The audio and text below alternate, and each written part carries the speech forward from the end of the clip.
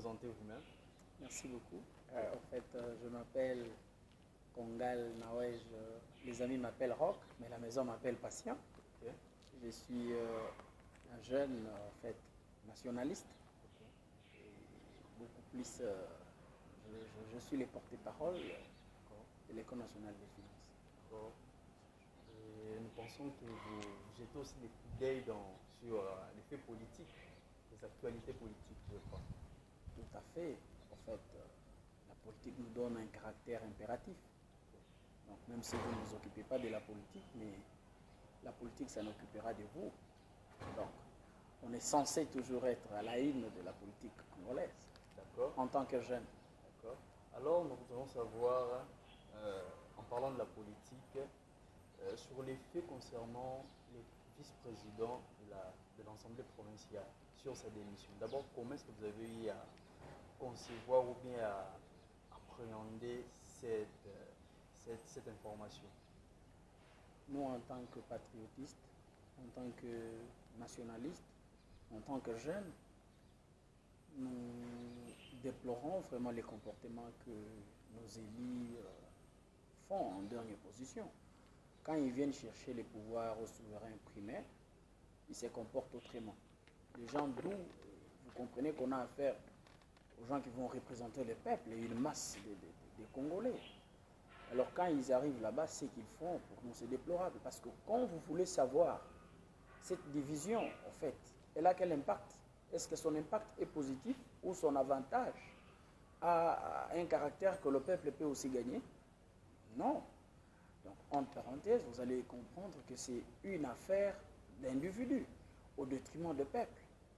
Ça, vous démissionnez? Oui, on ne refuse pas. C'est la démocratie ou la constitution nous lègue ces pouvoirs de démissionner quand vous sentez qu'il y a un ça ne va pas.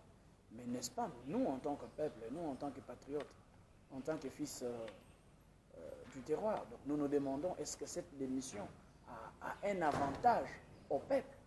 S'il y a un avantage au peuple en tant que mandataire, là on applaudit.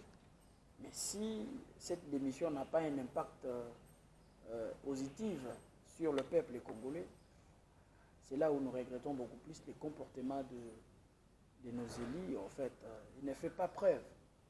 Et voilà, nous les aurons encore en 2023, ils viendront avec d'autres langages. Mais seulement que nous étions novices en 2006, on est devenu poil. Et là, il faut comprendre que les peuples congolais ont grandi en termes d'élections. Donc nous allons maintenant choisir les gens qui méritent à la place qu'il faut. D'accord. Et vous, personnellement, comment appréhendez-vous cela? Est-ce une chose, un fait à apprécier ou non de la part de M. Kaboun?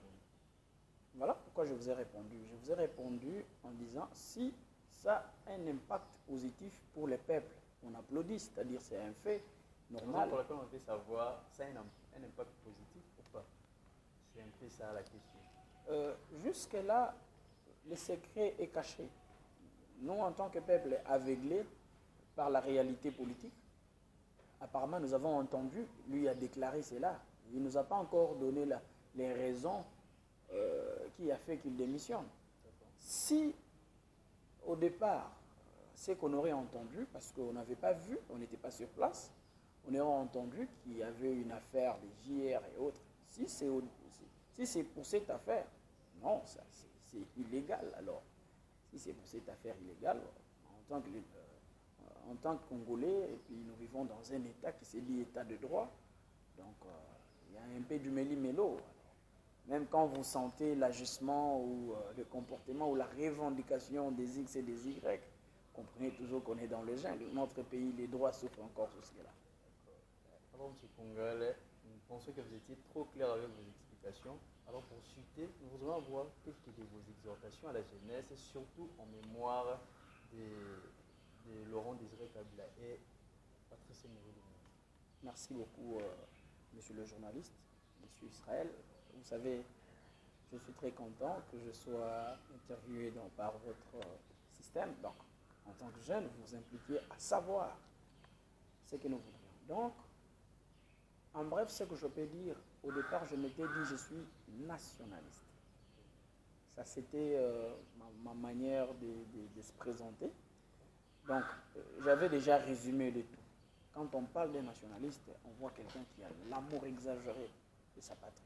Donc, c'est lui qui ne peut pas céder même à une petite portion, même à un petit pouvoir. Lui, là, il ne peut pas accepter.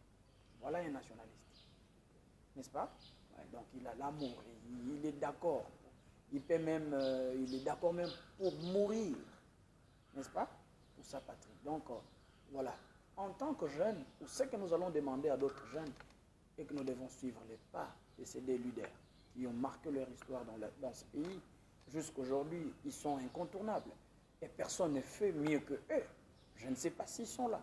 Depuis leur départ jusqu'aujourd'hui, nous sommes en train de vivre des réalités autres. Parce qu'on n'a pas l'amour. Et ce pays ne changera pas seulement avec les Européens.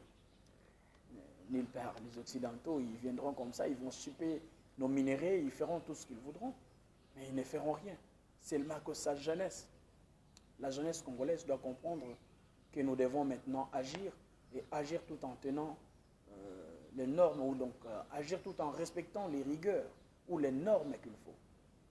Nous devons quitter le système d'applaudir. En fait, la jeunesse ne peut pas être là pour les applaudissements, la jeunesse ne peut pas être là pour le clientélisme, le tribalisme, parce qu'il est de ma tribu, je dois travailler avec lui. Donc nous devons quitter dans ça. Les hommes ici, ils ont donné leur vie, ils n'ont pas tenu compte de leur tribu. Il n'y avait pas de clientélisme, sauf qu'ils ont vu qu'il y avait derrière eux un peuple qui souffrait. Ils ont décidé même de mourir à cause de nous. Et pourquoi pas nous jeunes d'aujourd'hui, si nous voyons que le pays ne va pas très bien, qu'est-ce que nous pouvons faire? C'est imiter les bons comportements. Même dans des partis politiques où nous nous retrouvons, les jeunes ne doivent pas être comme les tambourinaires, où ils ne doivent pas être là pour acclamer, et puis soulever les drapeaux, fumer du chanvre, leur donner 2000 francs, ils prennent le whisky et la bière, l'affaire est finie. Non, on doit comprendre qu'on a affaire à une jeunesse consciente et une jeunesse qui a un souci du changement de ce pays. Donc, ils sont pour moi un modèle.